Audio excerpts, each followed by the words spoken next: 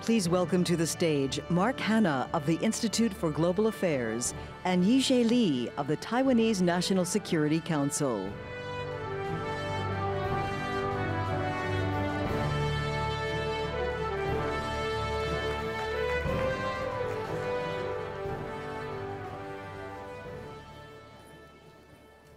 Welcome, everybody.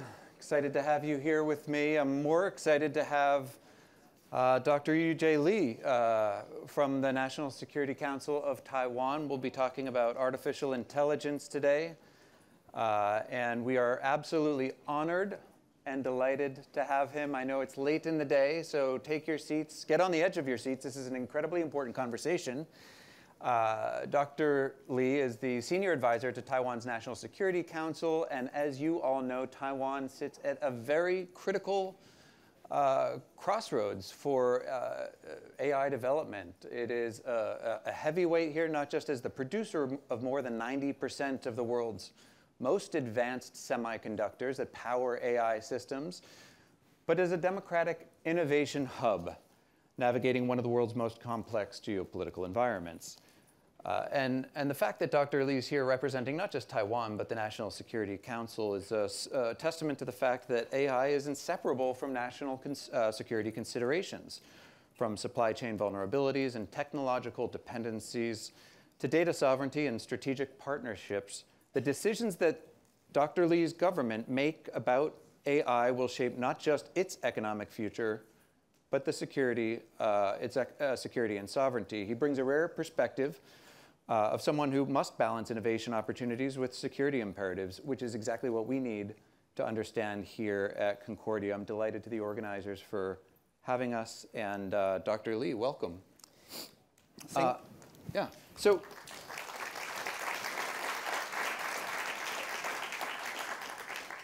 how does Taiwan's unique geopolitical position shape its strategy for developing AI technologies, particularly in the context of a great power competition? Yeah, and thank you so much for your nice introduction. Yes, artificial intelligence right now has become a national strategic technologies. And if you look at the entire AI ecosystem, from the hardware to software, even from the front, it should be the energy. And there are a lot of, from the AI chip, Taiwan have a very strong semiconductor industry. Like TSMC is the world leading company right now.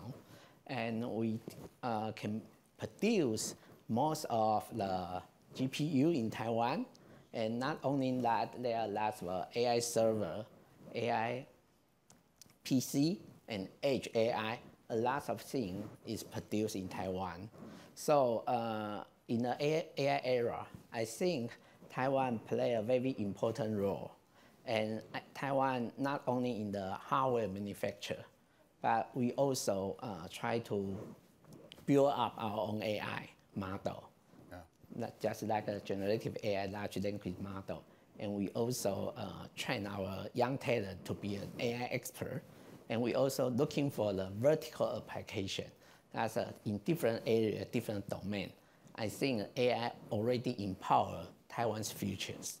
Right, and there's been a lot of panels about AI and accountable AI, democratic AI, and the question I have is sort of the opportunities you see for expanding Taiwan-U.S. cooperation on AI, whether that's through secure supply chain networks or talent development, investment, and what policy frameworks do you think are needed to support this cooperation? Okay, I think Taiwan and United States have a very strong partnership in AI. And since 3 years ago, actually, Taiwan government invite the large companies like NVIDIA, AMD, come to Taiwan to do the investment. And the Taiwan government also have some support for these two companies. And we also, in this project, we encourage NVIDIA and AMD, they should set a research lab in Taiwan, also should recruit some AI experts outside of Taiwan. So right now, Taiwan, we have the employment gold card, try to attract the AI expert from all over the world. And also, this company have certain internship. So the university student or master student can have the job opportunity to join the company. So we can co-develop the new AI technologies. So I think that's a very important step. We embrace all of the international talent, go to Taiwan and co-develop the next generation AI technologies. Right, and Taiwan is a unique case because it sits at sort of a crossroads, right? It's very politically close to the United States. It's very geographically close to the People's Republic of China. How important do you think it is and how should Taiwan approach this technological crossroads? Should Taiwan use most of its, the most capable AI models regardless of which country they originate from? Should they be focused on working only with Western models that might have, more adherence toward democratic norms? What's your thinking on this? Thank you for your question. And since 2022, November 30, OpenAI released ChatGPT. I have a lot of conversation with ChatGPT. It's more than the conversation with my wife. It's totally changed my life. Oh. And I feel like... I hope your wife's not watching right now. Yes, he's in sleep right now. Right, yeah. Taiwan, of course. Yeah, and when I have a dialogue with ChatGPT, it often answers me in simple Chinese. That's the PRC Chinese. Yeah, PRC, not Taiwan Chinese. Right. Okay. Because I have a computer science background, I know that's a data bias. Because OpenAI is an American company, but they collect data from the internet. And China is so big, Taiwan is relatively small. So most of the data is from China. Right. All the websites that they're scraping are mostly China. We call that a data bias. Right. So I realized Taiwan, we should have our own large language model because it's very soon, there are many large language models trained from the PRC. So if Taiwanese people use the PRC model, then the China will know what you are thinking about. Not only that, they will teach you how to do it. So I consider this as national security issues. And even if they're using Western AI models like ChatGPT, OpenAI? Yeah, that's a little bit biased. Right. But I really think we need to train our own large language model, use our own data. So in 2023, and Taiwan NSTC, National Science Technology Council, actually has an initiative project called TIDE, Trustworthy AI Dialogue Engine.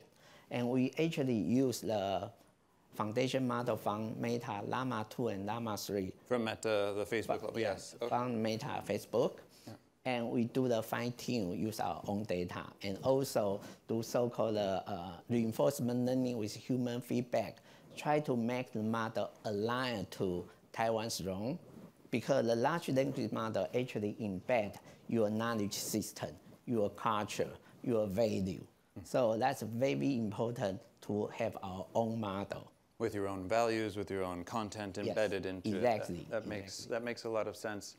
I want to talk about I have a question about leverage here because, with controlling more than 90% of the world's most advanced semiconductor production, chips that power AI globally, servers, both China and the United States desperately need to maintain access to Taiwan's chips production and semiconductors. How should Taiwan leverage this position, right? Should it use semiconductor access as a kind of bargaining chip in some of these AI partnerships, or does this potentially risk weaponizing this in a way that could backfire within geostrategic competition? Well, it's very clear right now. TSMC already make the commitment to invest $165 billion to the United States. That means Taiwan and US will be work together for the new AI era. And in China, we have many manufacturers in China, but for the more advanced technology, we have some technology control. We will keep the more advanced technology in Taiwan and share with the United States. So that's the current position. And Taiwan already choose stand on the democracy side. Right.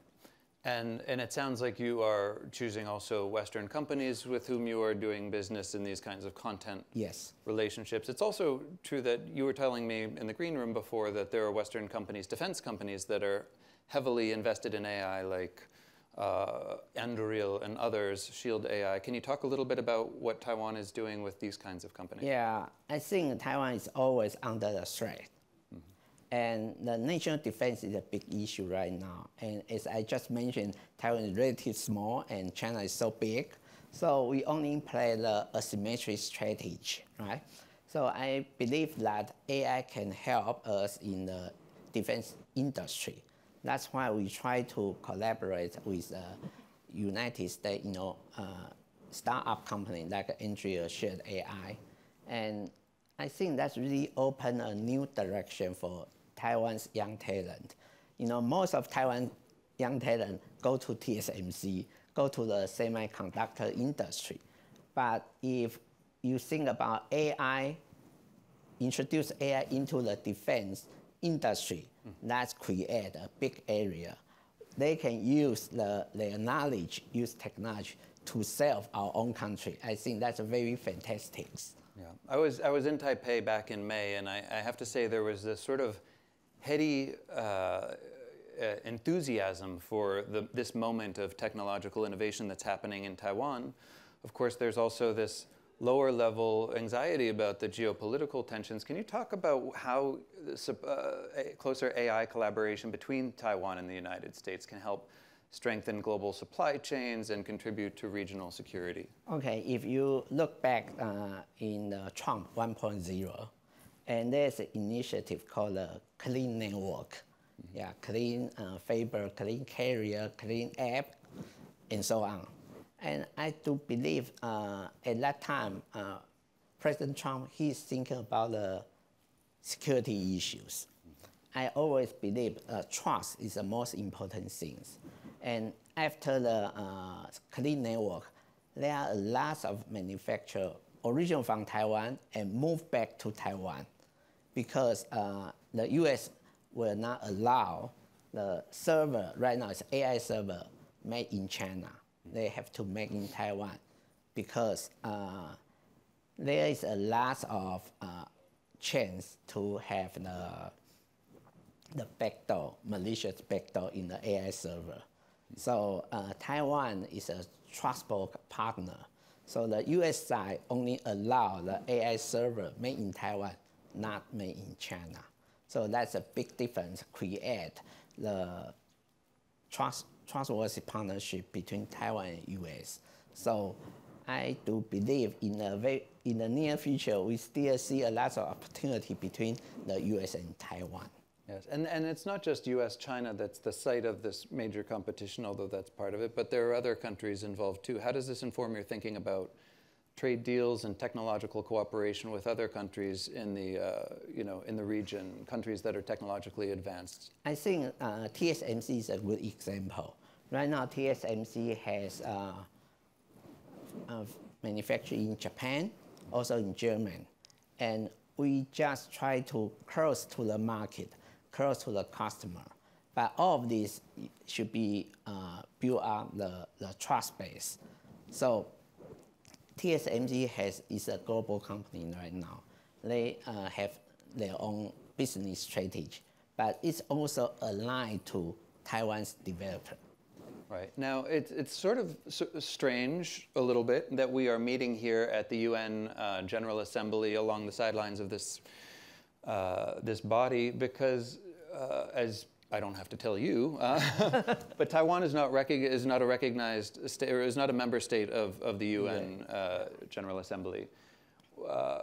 to what extent does international recognition matter to you as you develop and try to secure these industries for the region and for the world? Yeah, I think that's a very good point. Taiwan is very important to the world. In the COVID period, we always say Taiwan can help. But I would like to say in the AI era, Taiwan can help more.